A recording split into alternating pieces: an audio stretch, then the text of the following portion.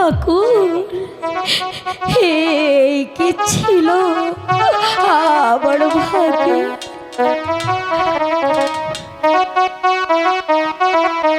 হে কি সবই, এমন কি অপরাধ করেছি আমি? অপরাধ তুই জানতে চাস? হ্যাঁ স্বামী।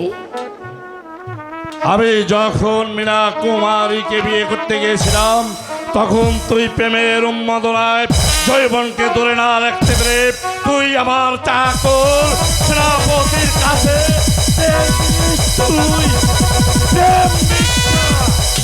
ও ঠাকুর, এই কথা শুনবার পূর্বে তুমি আমার মৃত্যু কেন দিলে না ঠাকুর? কেন দিলে না? বিশ্বাস করুন স্বামী, ওই সেনাপতিকে আমি কখনো দেখিনি। কখনো দেখিসনি সেনাপতিকে? তাই তুই তাকে দেখে নিয়ে প্রেম ভিক্ষা। ও আমার দেওয়া প্রাণ,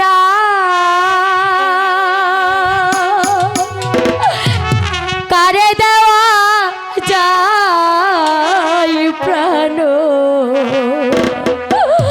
বন্ধুরে এ মিনতি রেখো রাগপ, ওই আমার দেওয়া প্রাণ কারে দেওয়া যায় প্রাণ? বন্ধুরে এই মিনতি রেখো রাগপা।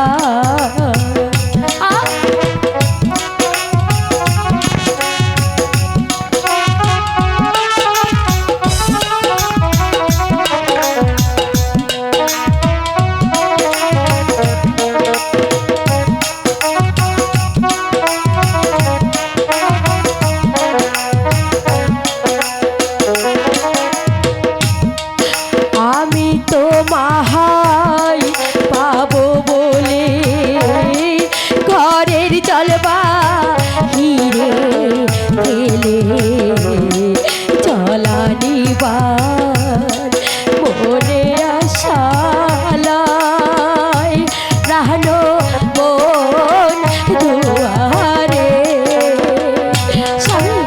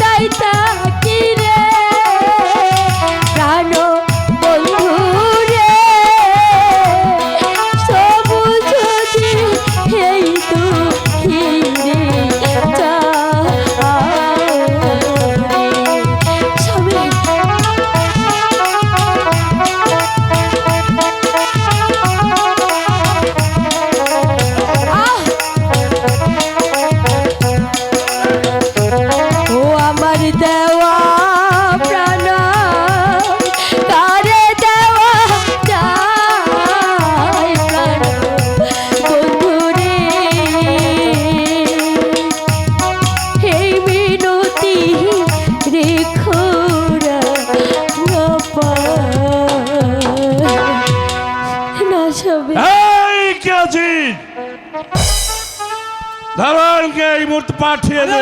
মহারাজ এই বন্দি করো এই শয়তানি পুলোটাকে। এই করছি মহারাজ। যাও রক্ষী,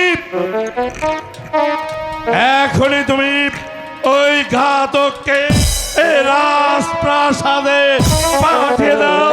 আমি আর ওর মুখ দেখতে চাই না, আমি আর সহ্য ধরতে পারছি না। যতই আমি ওকে দেখছি ততই আমার শরীরের রক্ত পকিয়ে বুঝছে। যাও ঘাতক, তুমি ঘাতককে পাঠিয়ে দাও। কোথায় ঘাতক? ঘুমের ঘরে ডাক পড়েছে রাজ দরবারে। কার মায়ের মুখ খালি করতে হবে, কার মায়ের মাথার সিঁদুর মুছতে হবে, বলুন বলুন কার মায়ের মুখ খালি করতে হবে। শোনো ঘাতক, এই শয়তান পিশাচিনীকে ওই দক্ষিণ শ্মশানে নিয়ে তাকে ছেদ করে তার তাজা রক্ত আমাকে তুমি উপহার দিবে। যাও, নিয়ে যাও। মহারাজ, আমার ওই অপরাধী মাকে একবার ক্ষমা করা যায় না? ওর কোনো দোষ নেই মহারাজ। ক্ষমা ক্ষমা আমার কাছে নেই ঘাতক। আমি চাবুক মেরে ওকে ক্ষমা করে দিচ্ছি।